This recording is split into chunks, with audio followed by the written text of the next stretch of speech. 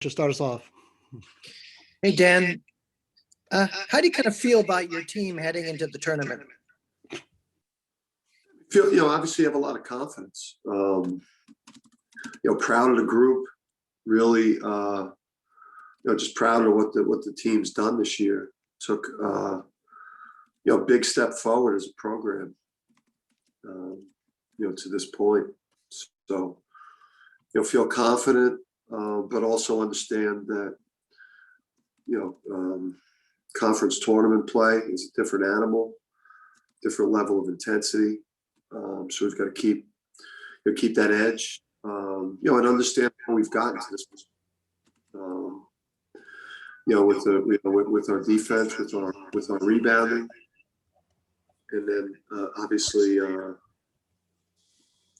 obviously having James lead the way, but also having some other guys that have stepped up as secondary and third scorers, and then having a lot of balance. So. Roger? You said going into the Georgetown game, you kind of pounded it into the guys that they needed to finish.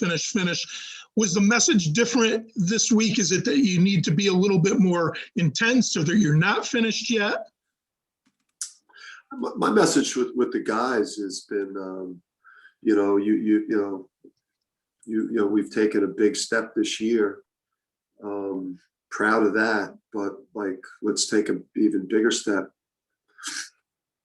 Let's take a bigger step as a program. As a program, we've come such a long way. So, let's try to do more. Let's obviously lock in on Thursday's opponent. We'll know more later, but you have an opportunity to compete for a championship this week, and then have an exciting week next week as well. But let's get really, really dialed in for Thursday. Dom? Yeah, Dan, I know that there's probably no way to quantify it, but can you speak to the intangible importance, the intangible value to your program, your recruiting, to everything about the job that you have to play this tournament in this location? I mean, what did just the Big East tournament mean to UConn basketball, to its coach, to recruiting, to the whole package? Yeah, I mean, with recruits, we always stress, and it's 100% true, is it's the best conference tournament in the country in terms of excitement and the venue, and the energy in the building with the Big East teams. I mean, the Big East tournament is the best conference tournament, and I don't think that's debatable. You could debate which conferences are the best or better in any given year, but I don't think you could debate which conference tournament is the best. So yeah, I mean, that's a big recruiting tool, to get an opportunity to play on the biggest stage during the most important time of the year. So Dave?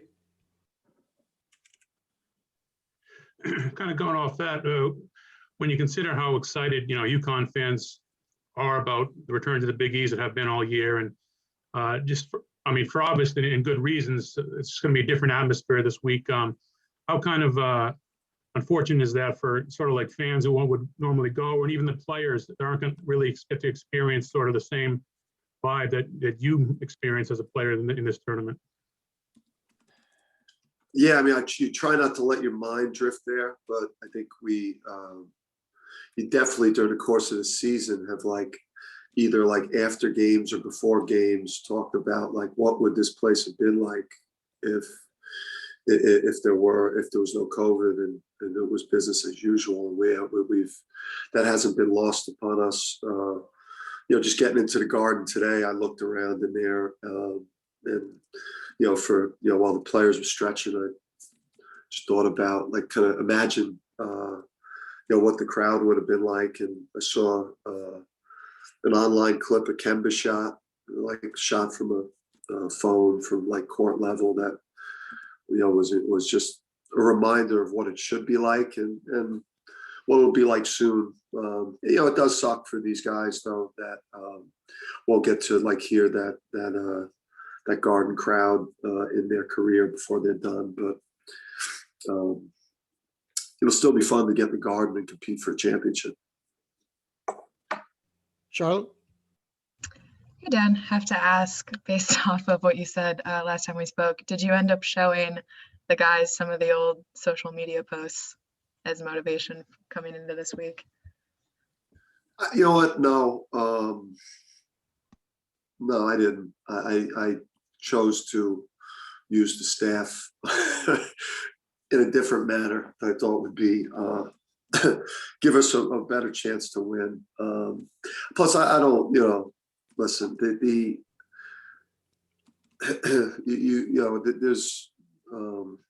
there's always very, very high expectations when you play or coach at UConn. It's a different situation for us, now because we have a lot more fans than we did 2 weeks ago in terms of, either people on TV, the talking heads on the different shows, or which is fine. It should it should excite our players even more. That there's some the buzz is back with our program, and people are really excited about UConn again in March, and that now we got to go out and perform. To quickly follow up on that, is that something you've noticed in the players themselves, like as the hype around just going into the tournament and going into March? Just obviously they've been intense about the team the whole season, but is it at a different level now? Yeah, I think you just forget, how big UConn is in terms of brand, in terms of fan base. Just because the last couple of years, it's been a drought in terms of NCAA tournament and actually going into a conference tournament and being one of the perceived favorites. It's been a while, so you forget just how big UConn is, and I think because we've had a really good year, it feels a lot different than it's felt. And obviously, right now, the fan base is buzzing, and our players, they feel that, they feel that support behind them. Joe, zone. Dan, assuming it's impossible to replicate the intensity now as you step up into the tournament, are you concerned your guys may take a little time tomorrow to get their feet down, to get settled in, and maybe not quite get caught up in it right away? Yeah, Joe, my biggest fear really is we just don't, we don't have many guys that have played in the conference tournament, period. Book has never played in a conference tournament. Gaffney, Andre Jackson, Adama, played in a conference tournament game. They've never played in one. And then you have the other group of guys that the last time they played in one, we got beat by like 50. So it didn't go that well for the guys that did play in one. And then we have a number of guys that just, they don't understand that, that we're going to be playing a team tomorrow night, depending on who wins, that may be just fighting to play another day in their season, or Providence, who right now is playing to try to get to the NCAA tournament, or at the worst they're an NIT team. But Providence is we're going to be playing teams that you can't let be more desperate than us. Gavin? And how much can your depth kind of be an advantage especially with the potential playing 3 games in 3 days? I mean, obviously the depth helps just on game night, because it gives the ability to break people down during the course of a 2-hour game, and then but more so as you get later into the tournament. Obviously that would help us Friday or Saturday, but we got a long way to go before we can really take advantage of that. Tom? Give me 1 second. I'll be right there. You hold on for 1 second.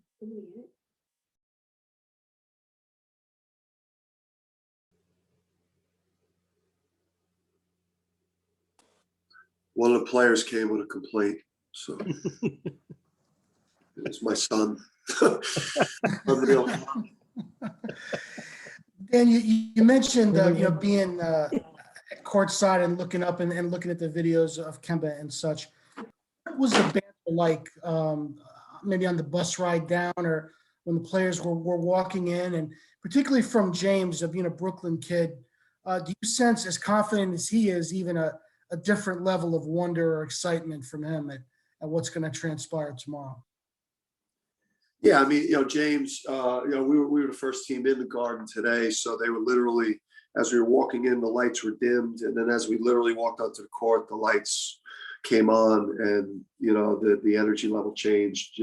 James, got let out some type of a noise. I could just, you sense with him that he knows what he's done for the program. I mean, listen, he's helped us take a big step, both as a team and then just the profile he's created in terms of, being one of the best players in the country and being a future lottery pick. It's meant so much to UConn and us, rebuilding this thing. But he also knows that he wants to try to turn,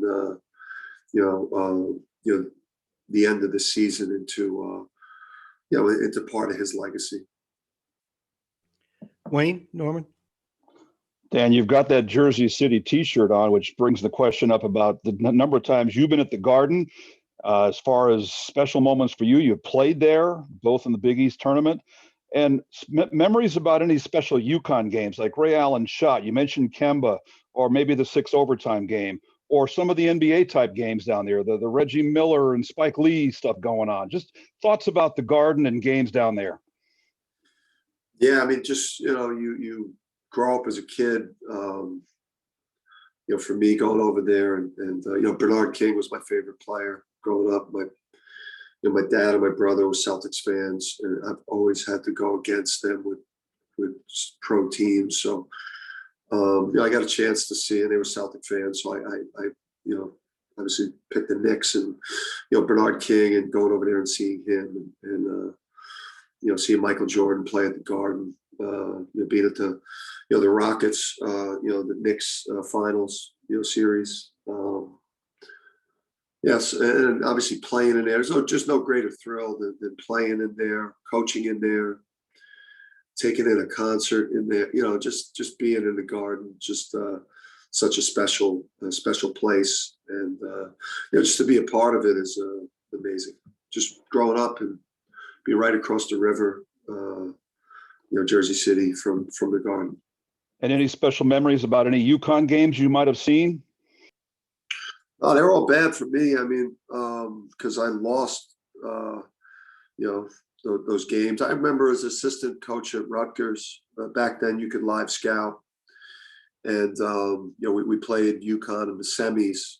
I think it was my second year as an assistant there. And so I was doing the live scout right behind the UConn bench. So I got a chance to watch Coach Calhoun work from a few rows up. So, that was a thrill. And then obviously we played them in their next game, and they sent us home. They ended our joyride like they've done to a lot of schools. So probably it. Neil? Dan, I was going to ask you about player of the year in the league. It's kind of hard to say Book was slighted necessarily because he missed games, obviously. But I guess when they pick 3, maybe they could have done 4. I mean, did he feel slighted at all? Do you feel slighted for him, or is it just a thing? He missed too much time. Yeah, no, I think 3 was enough. I didn't think that adding a 4th guy. I mean, then it's probably becomes more of an all-conference team. So yeah. No, hey, listen, if you, listen, James has a chance this week, to make his case for, being the best player in the league. If I don't think there's much doubt in terms of who's the most talented, best player in the league is James. If you choose not to vote for him because he didn't play in enough games because he was hurt, like I get that, and I understand that. But yeah, I don't know that there's much. I don't think there's much debate in terms of who the best player is. Mike Crispino? Dan, what is the best way, do you think, to tell your team to match the intensity you're going to face from a desperate team? I mean, as you alluded to earlier, you're going to face a team in the first round for sure who's going to be as desperate as any team you face all year, maybe more so. Yeah, I mean, for us, it's the group. When you're playing a team this time of year who's fighting for their season and doesn't know if they'll play again and is willing to go that far, and you're in the situation we're in, where we know there's going to be a great tournament for us next week. You can't let that human nature. It's human nature to let that diffuse you a little bit. It's my job to have our guys ready. And it may hit them. We may get knocked back in the first media timeout, or the first media timeout and a half. But that's for us. That's where we got to lean on how hard we practice. The fact that we're one of the hardest playing teams in the country. We do the hard things well, like defend and rebound, and be a together team. So, I think we have no real experience in terms of, or at least we have no real good experience in terms of conference tournament or NCAA. But we're a hard playing team, and we're a hard team to beat. Somebody's have to play really well to beat us. Right. Dom? And then just nuts and bolts stuff. Everyone good to go health wise? Everyone come out of Georgetown and the practice is healthy and good to go tomorrow? Yes, it's probably it's the healthiest we've been. The extra day off that we earned, helped recharge these guys. Any more questions, guys? Don't see any more hands up. Okay, that's it. Okay, guys. All right. Thanks, Coach. Guys, see ya.